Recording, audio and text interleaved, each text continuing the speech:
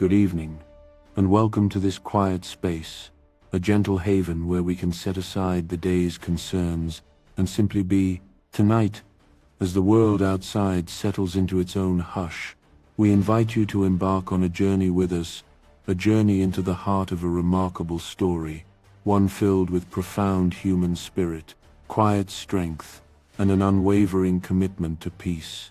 We will speak of a man whose very presence exuded calm, a man who, despite unimaginable trials, became a beacon of hope and reconciliation for an entire nation and indeed for the world. His name was Nelson Mandela. Imagine, if you will, the early days of January in 1994. The air is warm, perhaps carrying the scent of summer blooms. Nelson Mandela is at a gathering, a party filled with an palpable sense of anticipation and joy. He moves with a calm dignity, his presence radiating a deep inner peace. His followers adore him, their faces alight with admiration and hope. Here stands the undisputed leader of the African National Congress, a figure revered and respected, not just in South Africa but across the globe. It's easy in that moment of calm and collective adoration to almost forget the immense journey that brought him to this point, to forget the shadow of the past that once loomed so large over his life and his country. For 27 long years, this very man was held in prison, a prisoner of conscience at the hands of the South African government, a regime that had been widely condemned and vilified throughout the world for its policies of apartheid. Yet, as he stood there in 1994, ready to lead his nation into a new era, there was no bitterness etched upon his face, no trace of the profound suffering that could so easily break a person. Suffering, as some have observed, holds a strange power. It can indeed shatter the spirit, fill the heart with resentment, transform one into a difficult, even unbearable presence. But in truly extraordinary individuals, like Nelson Mandela, it can also refine the soul, deepen understanding, expand compassion, and awaken a profound sense of shared humanity. The world, it seems, did not err in recognizing him as one of its greatest figures, a symbol for all prisoners of conscience. He had, at his very trial, declared a truth so noble, so profound, that it spoke of a willingness not only to live for such ideals, but even to lay down one's life for them. And perhaps when one truly dedicates oneself to the service of others, something fundamental shifts, a quiet alchemy in the very chemistry of one's being, in the deepest recesses of the soul. As the year 1994 began, Mandela greeted his people with warmth, speaking of it as the year of liberations for all South Africans. This phrase, deeply resonant, captured the earnest and heartfelt hope of an entire population that, at last, the time for their emancipation had arrived. In a world often characterized by upheaval and constant change, Nelson Mandela emerged as perhaps the sole leader whose morality and leadership remained utterly unquestioned. His country stood on the cusp of a truly positive transformation, and much of this profound change was, in the minds of so many, personified by him, by his quiet strength and his enduring spirit. The moment of Nelson Mandela's release from prison in February of 1990 was, without doubt, a watershed in South African history. It signaled the undeniable beginning of the end of apartheid, a system that had cast a long and cruel shadow over the nation for decades. Yet, for Mandela himself, the 4 years that followed his release, leading up to that pivotal year of 1994, were far from tranquil. They were, in fact, grueling both politically and on a deeply personal level. The negotiations to dismantle apartheid were protracted and arduous, dragging on through countless complex discussions and often fraught stalemates. Concurrently, and tragically, the political violence across the nation escalated, claiming far too many lives and threatening to derail the delicate path towards peace. While Mandela himself had cultivated an almost superhuman capacity for forgiveness towards those who had imprisoned him, those who had kept him separated from life for so long, His family found this path of reconciliation far more arduous, a much harder journey to navigate. His daughter, speaking with a gentle, reflective sadness, described a persistent ache, a feeling of being continually wounded by the government and the cruel passage of time. She spoke of how she believed one could never fully recover from the profound consequences of such actions, the deprivation of a father for so much of her life, the loss of a childhood that should have been filled with his presence. "I don't think I'll ever be able to recapture that," she murmured, a sentiment that resonates with the quiet grief of lost time. Even though her father was finally home, and he tried with all his heart to be the perfect, the ideal father, there was still so much rediscovering to do, so many unspoken moments to bridge, so many years of absence to contend with. The quiet worry gnawed at her, a profound concern about whether they would ever truly have enough time, enough space, to truly mend and rediscover one another in the way they longed to. Nelson Mandela's commitment to the struggle, to the liberation of his people, had demanded immense personal sacrifice, a sacrifice that inevitably included his family. In 1992, this difficult truth manifested in the painful dissolution of his marriage to Winnie, a woman who had, for so long, been a powerful symbol of resistance herself.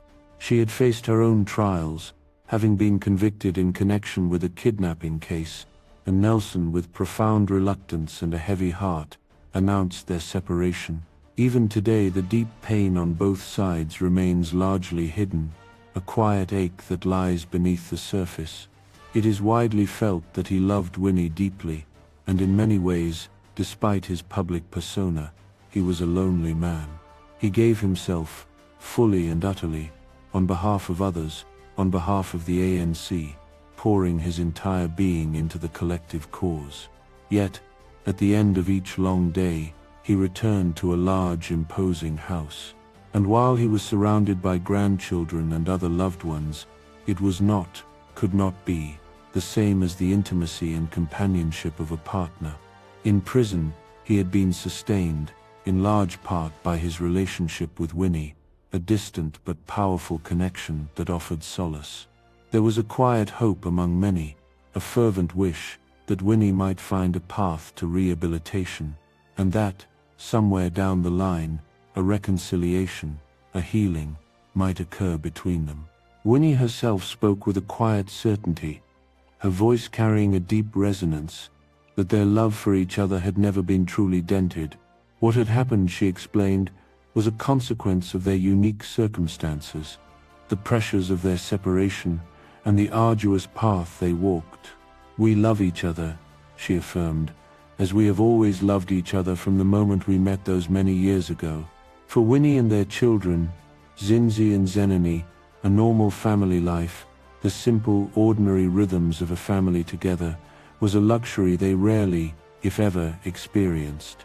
For Nelson, the cause, the politics, always came first, consuming his time and energy, leaving little for the quiet moments of domesticity. In 1963, a pivotal and devastating year, he was tried for sabotage and for his role in planning a violent revolution. The verdict came swiftly, and with it the pronouncement of a life sentence, sealing his fate for nearly 3 decades within the cold walls of a prison.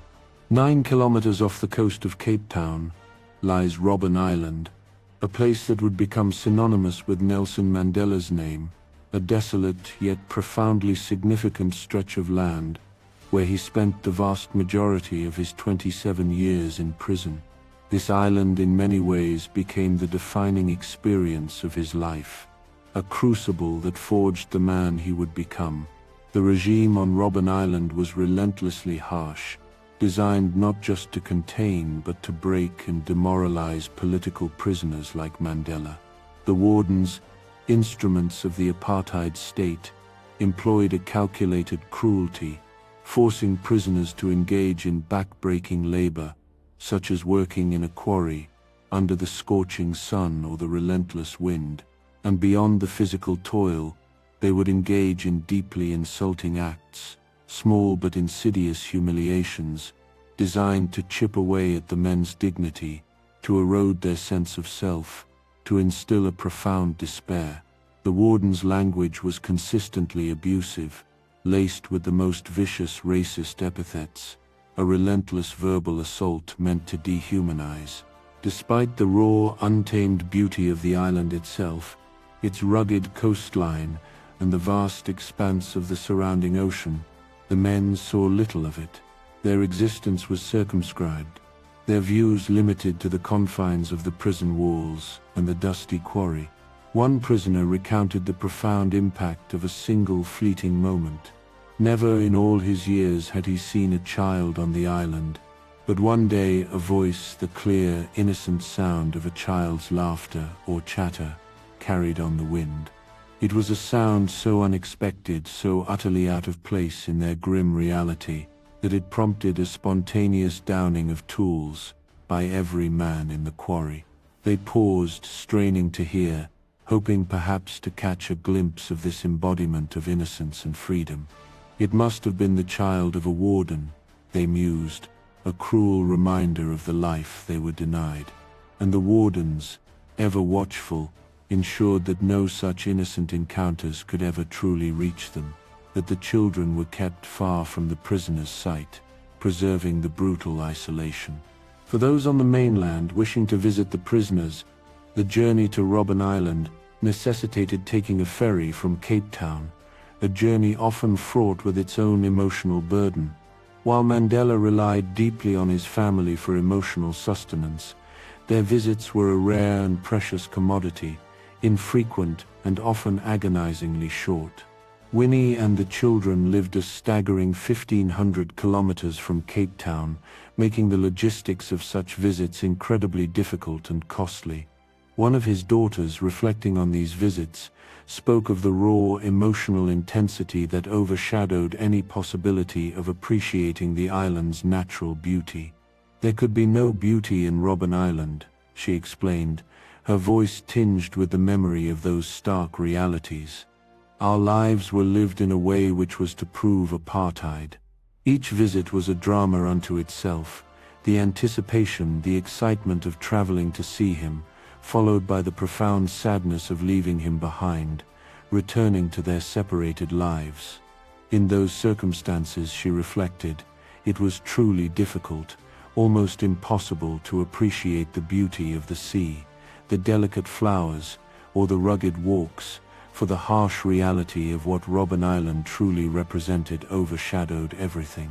Perhaps one of the cruelest aspects of the prison regime was the prohibition on children visiting their imprisoned parents.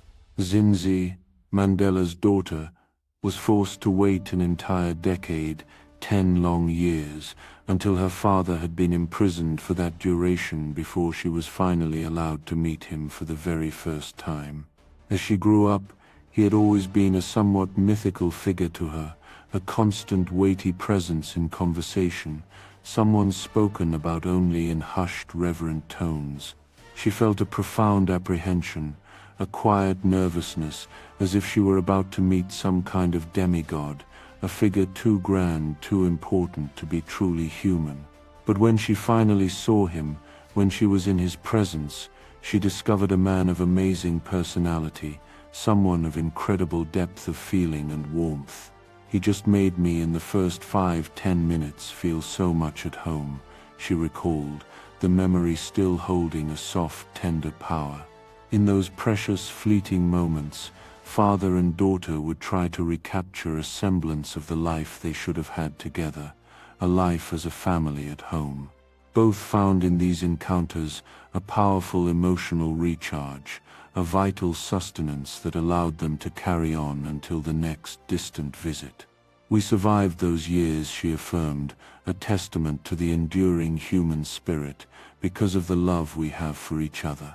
Prison, far from breaking Mandela, seemed to have strengthened him both as a man and as a leader. It deepened his resolve, honed his intellect, and refined his understanding of human nature. He emerged from those 27 years not only as a survivor, but as a confident and immensely charismatic campaigner, capable of inspiring millions with his words and his presence.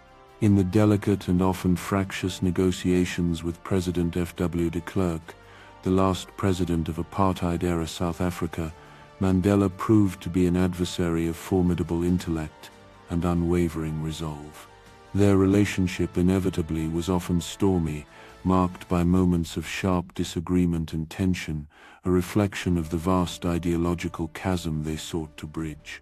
One poignant anecdote illuminates the nature of their dynamic. Mandela recalled a moment when he was asked to accompany de Klerk to the White House to meet with President Bill Clinton. He refused, stating his position clearly.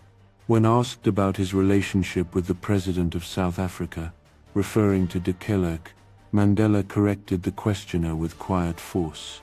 "Mr. de Klerk," he asserted, "is not the President of South Africa. He is a president of the whites." This stark declaration, met with applause, underscored the deep divisions that still existed, and Mandela's refusal to sanitize the reality of the situation. Another incident during a debate with de Klerk saw Mandela dismiss his opponent's interjections with a cutting yet calm remark. "I am not going to help a schoolboy today," he said, emphasizing that he was there to debate matters of profound national importance. He declared with quiet confidence, "One of us will emerge from that debate opposed. It will not be me." Such moments, though sharp, were delivered with an underlying gravitas, a sense of purposeful calm that marked his leadership. Mandela's personal life continued to suffer profound strain even after his release from prison. His marriage, already under immense pressure from years of separation and public scrutiny, reached a breaking point. The crisis came to a head when Winnie was found guilty of involvement in the kidnapping of Stompie Sepe, a young activist who was later tragically found dead. Winnie's reputation was severely damaged by these events, and this in turn began to inflict damage upon Nelson Mandela's carefully constructed image as a leader of unwavering moral authority. He was eventually persuaded, with a heavy heart, that he had no choice but to formally separate from her. It's believed that Mandela emerged from prison carrying a quiet burden of guilt, a profound sense of having failed Winnie and his children due to his long absence. He was determined to do everything in his power to repair that damage, to nurse the wounds that had festered for so long. He resisted any move towards a separation for a considerable time, holding on to the hope of mending what was broken. But eventually he realized there was simply no way forward, that the weight of their combined public and private challenges had become insurmountable. It was then, with quiet resolve and a deep sadness, that he knew it had to end. He made his announcement, his voice steady despite the immense personal pain. "My love for her remains undiminished," he declared, a testament to the enduring affection. However, in view of the tensions that have arisen owing to differences between ourselves on a number of issues in recent months, we have mutually agreed that a separation would be best for each one of us. The situation was simply too much for him to bear. The prospect of leading a nation, while simultaneously grappling with the public trials of a wife whose name had become entangled in such controversy, was an impossible burden. He couldn't reconcile it. It wasn't a situation of his own making, but he found himself in a position where agonizing choices had to be made. When one is called to lead a country with such monumental expectations resting upon one's shoulders, what path does one choose? He had already given up his family for 27 years in prison. What would it truly have meant? His advisors likely argued to make a further sacrifice, to perhaps give up this marriage, if it stood in the way of him assuming the leadership his people so desperately needed and desired. It was an agonizing calculus, a quiet personal tragedy played out on the grand stage of national liberation. Today, though Winnie's public reputation has seen some improvement, she is rarely seen by Mandela's side. They have been separated for 2 years by 1994, a quiet distance between two figures once so entwined. Yet, the question of reconciliation, of a possible healing lingered, a quiet hope in the hearts of many. Bishop Desmond Tutu, a close friend and confidant, spoke of Mandela's deep reluctance to do anything that might prove detrimental to the party or the cause he had championed for so long. But Tutu's intuition, his quiet sense of the man, suggested a deeper yearning. He really would give his back teeth to be reconciled, Tutu mused, hinting at the profound personal cost of his public duties. The family continued to wait, to hope for a time at the end of the struggle when their father, their patriarch, would truly be with them. They yearned for the day when the immense strains he had endured throughout his life, the constant sacrifices for his people and his country, would finally dissipate. Someday, one of his daughters reflected, her voice carrying a quiet longing, we will also have the luxury of having the nucleus of a family. Someday we will also know what it would have been like to lead a normal family life. It was a dream, a quiet aspiration for a return to something ordinary, something whole, after a lifetime of extraordinary sacrifice. Moving now from the personal struggles to the broader landscape of the new South Africa, let us consider the vibrancy and challenges of places like Ivory Park Squatter Camp, located just outside Johannesburg. This vast settlement, a sprawling collection of makeshift homes, was home to an estimated 200,000. Today's event, a People's Forum, was designed as an opportunity for the community to engage directly with the ANC leadership. The questions from the crowd were not grand, abstract political queries. Instead, they were profoundly fundamental, reflecting the basic needs and quiet aspirations of everyday life. Questions about jobs, about access to healthcare, about the chance for an education. A woman from the crowd, her voice clear and earnest, articulated these hopes. We are not asking for money, nor are we asking for holiday houses or thousands of rands in a safe deposit, she said. Our people are asking for water, for a toilet, for a job, for a house, for the right to health, for living wages. These were modest expectations, profoundly human desires for dignity and basic comfort. In this tireless campaign, Mandela seemed to be everywhere, his presence a constant reassuring force. At times it felt as if the entire future of the new South Africa rested entirely on his broad shoulders. He had emerged from prison not merely as a leader, but almost as a demigod, held in awe by his fervent supporters, and surprisingly, even by some of his political rivals. In many ways, his leadership was yet to be fully tested in the crucible of governing. Some expressed quiet concern that he had perhaps promised more than could realistically be delivered, both to the black majority and to the white minority. The quiet challenge lay in how he would navigate these immense, often conflicting expectations, how he would find a path to reconcile them all. Just a few hours after addressing the militant squatters in Ivory Park, Mandela made his next campaign stop, a stark contrast in setting and audience.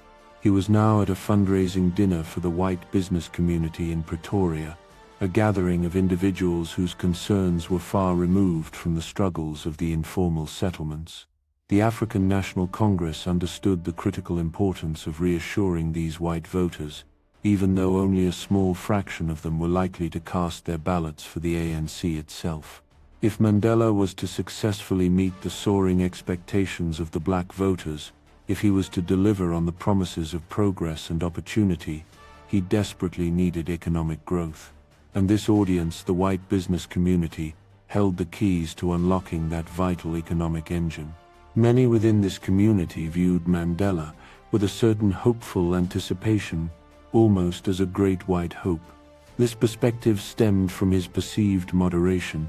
He was seen as someone who would not fundamentally threaten their existing quality of life, their comfortable existence.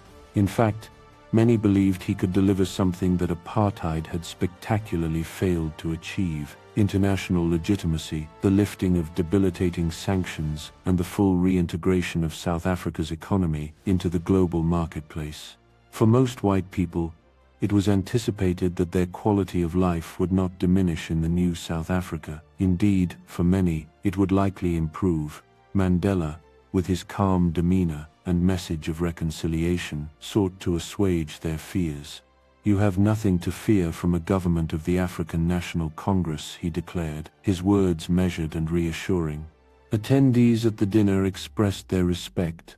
One individual described him as a visionary man with great visions for South Africa, eloquent and impressive. Another spoke of profound respect and sympathy for him, feeling terribly impressed. The quiet understanding was that the principal beneficiaries of the new political settlement would largely be the white population, alongside a small but growing black elite, perhaps numbering around 1.5 million people. The true challenge, however, lay not with this relatively small number of beneficiaries, but with the vast majority of black society, the uneducated or undereducated, the unemployed or underemployed, those who at least initially were unlikely to see significant direct benefit from the political changes. Back at Ivory Park's squatter camp, Mandela's visit had ignited a quiet but fervent desire to vote among the residents. But before they could vote, they had to register, and this process had become a significant hurdle. The registration system, overwhelmed by the sheer scale of the task, struggled to cope with the immense strain of 15 million people desperate to cast a ballot for the very first time. Like Anna Makuba, many were simply unable to register. Her quiet frustration was clear as she spoke of her family's longing for a home, for a place of their own. She expressed concern that if they couldn't register, they wouldn't be able to vote for Mandela, and then perhaps their dream of a home would remain elusive. "We are worried that we might lose Mandela," she murmured, a quiet fear echoing the hopes of millions. Often the expectations of the people in these townships are portrayed by some as utterly unrealistic, even ridiculous. But this perspective fundamentally misunderstands the quiet, profound simplicity of their desires. If one visits places like Ivory Park, or the many other communities Mandela touched, and asks the people what they truly desire from a Nelson Mandela presidency, their answers are remarkably, even shockingly modest. They speak of wanting a house, a home to call their own. They express a desire for electricity in that house, for a tap with running water, for a toilet with waterborne sewage, for the simple dignity of seeing garbage removed from their streets. These are not extravagant demands.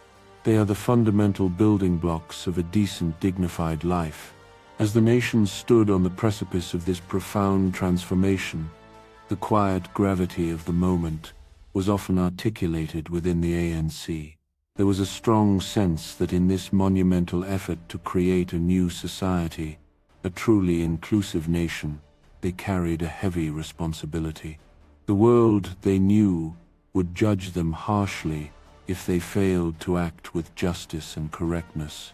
"We will not have a second chance," a speaker asserted at the ANC's special conference in January 1994.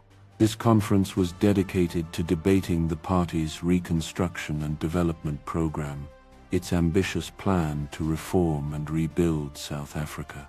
The message from the podium echoed the quiet aspirations heard in the townships.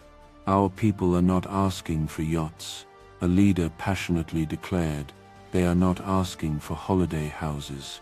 They are not asking for thousands of rands in a safe deposit.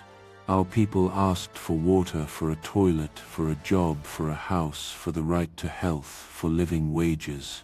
These were the core expectations, the quiet promises that the ANC felt compelled to fulfill. Far from the bustling energy of Johannesburg, in the tranquil, rural landscape of Kunu where Nelson Mandela was born and raised, the concept of democracy was still a nascent idea. In this quiet village, there was no established tradition of electoral politics, and many people held only a vague notion of what voting truly involved. A woman from the village, her voice gentle and reflective, articulated this unfamiliarity.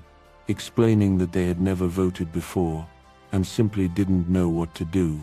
Mabel, Mandela's sister who still lived in Kunu, attended a voter education session in the village. This quiet endeavor, teaching the basics of how to cast a ballot, was a crucial step in empowering a population long disenfranchised. Mabel, reflecting on her brother's path, recalled that he first became interested in politics as a teenager, a quiet stirring of awareness that would eventually ignite a revolution.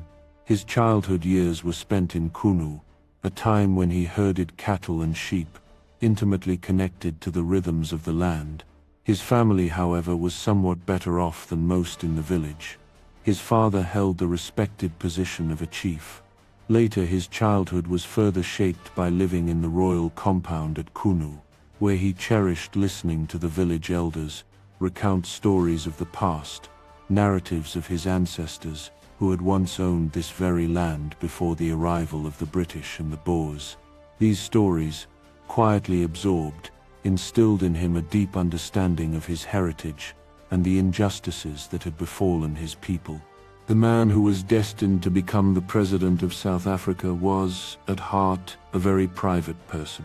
Yet he accorded an incredible amount of respect to everyone he encountered, both men and women.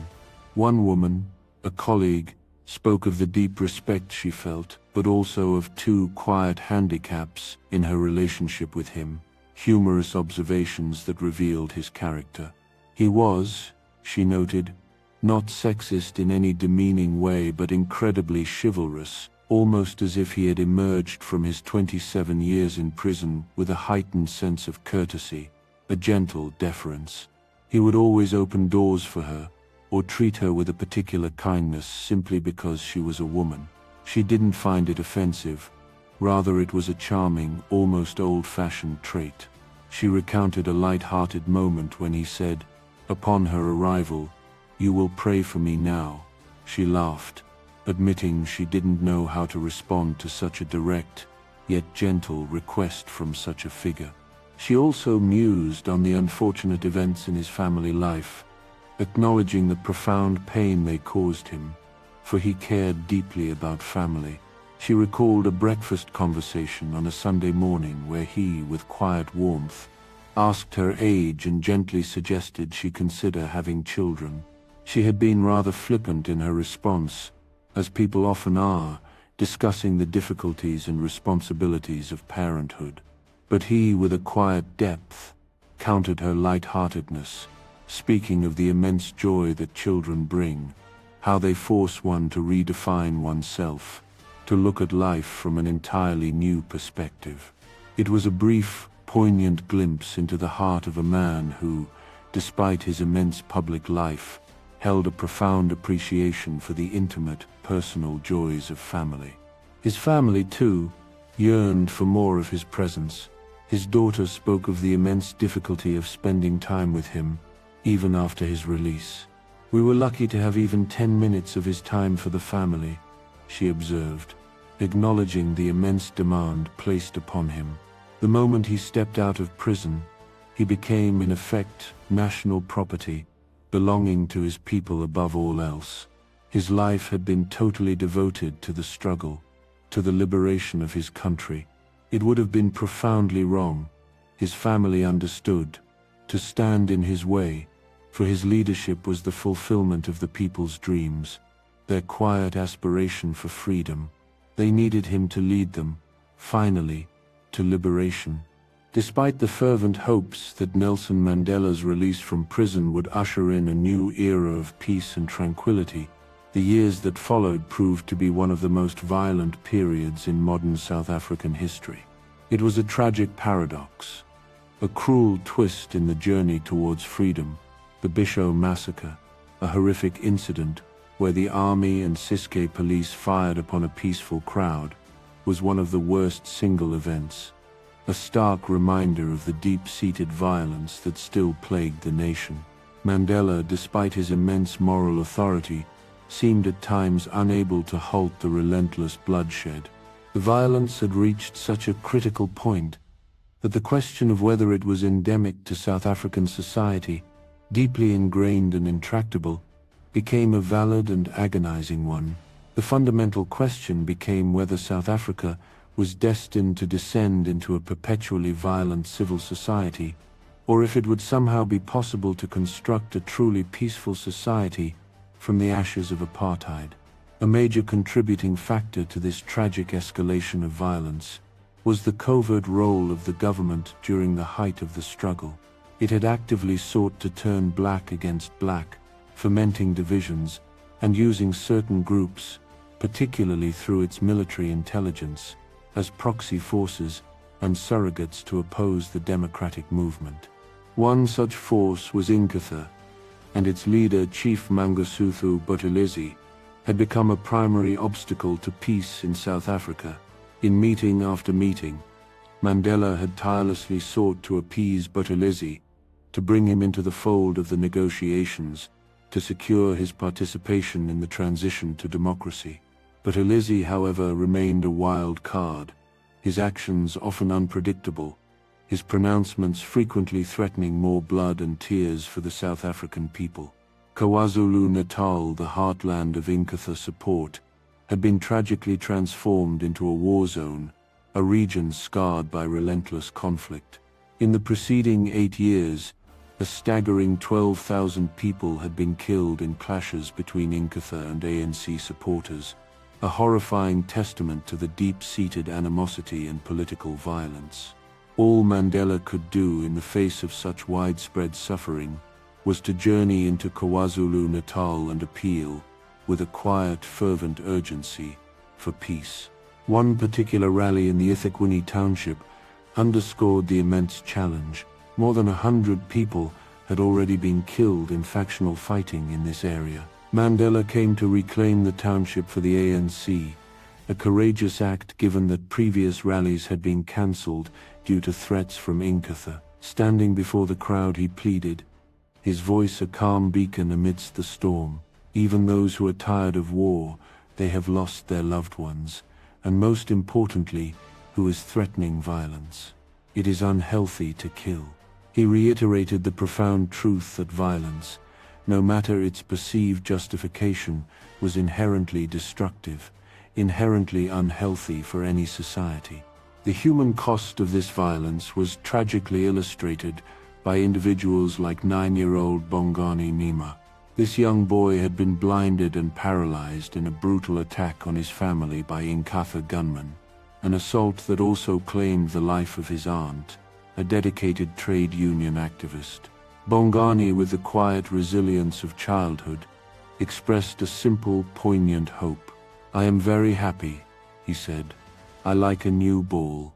His simple desire for a new toy stood in stark contrast to the horrific violence that had irrevocably altered his young life, a silent testament to the innocent lives caught in the crossfire. Now let us turn our attention to Katlehong, a township in the East Rand, an area that tragically brought into sharp relief Mandela's profound inability to immediately end the pervasive violence. Here, the covert government efforts to destabilize the townships had reaped dire, devastating consequences. Katlehong had become a crucible of conflict, with clashes between Inkatha and ANC supporters turning the area into a veritable war zone. Death was not an exception here. It was a routine event, an all too common occurrence that tore families apart and left communities reeling. Katlehong, with its relentless cycle of violence, was tragically being called the Sarajevo of Africa. And Mandela, despite his immense moral authority and tireless efforts, could do nothing, it seemed, to immediately halt the tide of violence that engulfed this community. The sorrow of it, the quiet despair settled heavily upon the landscape. It was this mounting death toll in the townships, this relentless, tragic loss of life, that compelled Mandela, while on the campaign trail, to launch his bitterest, most direct attack on President de Klerk. He spoke with a quiet fury, a deep-seated anguish. He accused de Klerk's government of welcoming the violence, of viewing it as a perverse strategy to diminish ANC support before the crucial election date of April 27th. The belief, Mandela asserted, was that if the violence continued, it would so severely cut down the ANC's support that they would be denied a clear victory, thereby hindering their assumption of political power. That is the strategy that has been used by the government, Mandela declared, his voice firm. And that is why they have never taken any precautions to protect our people against violence. He challenged the very morality of a government that professed to be a government of Christians, yet seemed willing to use murder as a method of seizing political power. "Where were you up to now?" he demanded, his question hanging heavy in the air, a quiet indictment of the inaction and complicity he perceived. In Catalhong, amidst the ongoing violence, another funeral took place. A quiet, somber procession. Mancoba Zwaza, an ANC activist, was laid to rest by his grieving friends and family. This was just one more death, one more family torn apart by the relentless political violence that had racked South Africa for more than 40 long years. Yet, despite the immense challenges and the failures to immediately rid his country of apartheid's dark legacy of violence and hatred, Mandela consistently endeavored to promote a profound mood of forgiveness in the new South Africa. It was a difficult, often seemingly impossible, task. On the campaign trail, South Africa's president-in-waiting launched his party's manifesto, articulating his vision of a future built not on retribution, but on hope and reconciliation. The applause that followed his speeches was not just for the political promises, but for the quiet, enduring spirit of the man himself, his unwavering belief in the possibility of a better future. There are those who would like us to believe that the past does not exist. Mandela often reminded his audiences, his voice a steady, calming presence, that decades of apartheid rule have suddenly disappeared. But the economic and social devastation of apartheid remains. Our country is in a mess. President de Klerk, in a significant and quietly momentous shift, also acknowledged the deep wounds of the past. "Yes," he conceded, "I did say we are sorry for the mistakes of the past, and for the mistakes due to apartheid. What was truly important now," he emphasized, was to look at how they could repair that damage as far as possible. This was why he was glad that they had not only managed to settle the political and constitutional differences through negotiations, bringing about a new constitution, but that they had also committed to working together in the process of socio-economic reconstruction. This collective effort, he hoped, would lead to the necessary repair, to the quiet mending of the mistakes of the past. However, some voices, while acknowledging the need for forgiveness, articulated a crucial prerequisite. Until people come clean on what it was that they did, one person quietly observed and actually acknowledged the pain and the damage to people in this country. "I think it's very hard to speak about just forgiveness." This perspective highlighted the quiet but powerful truth that true healing often begins with honest recognition of harm. The importance of remembering the past, of not allowing it to fade into comfortable oblivion, was a recurring theme. "I think it's important that we must remember our past in this country," a speaker passionately stated. "I think it's important to act as a beacon to those of us who will become the new custodians of our people's future.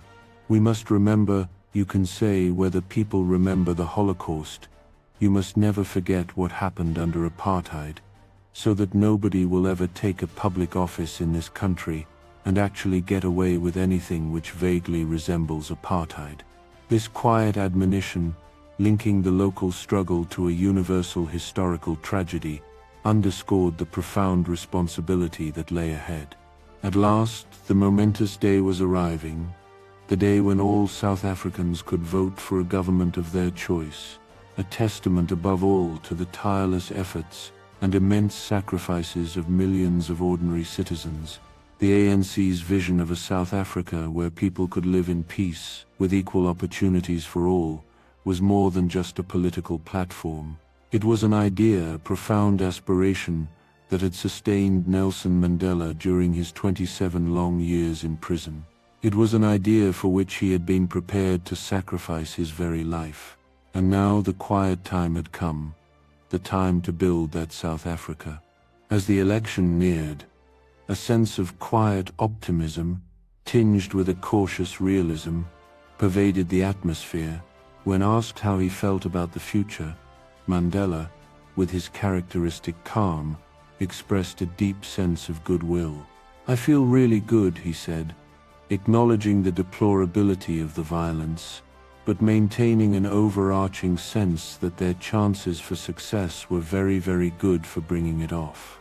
South Africa, he observed, was a truly remarkable country. When one considered that before 1990, certain fundamental aspects of life were illegal. Blacks could not live in areas designated for whites, for example, and now they did, and the sky hasn't fallen in. Even more remarkable, he mused, was the transformation in the minds and hearts of people. Individuals who had once accepted that apartheid was legal and moral were now embracing something that had turned that cruel system on its head. Children now attended the same schools, a quiet revolution in daily life, while there were still aberrations, instances where children were stopped because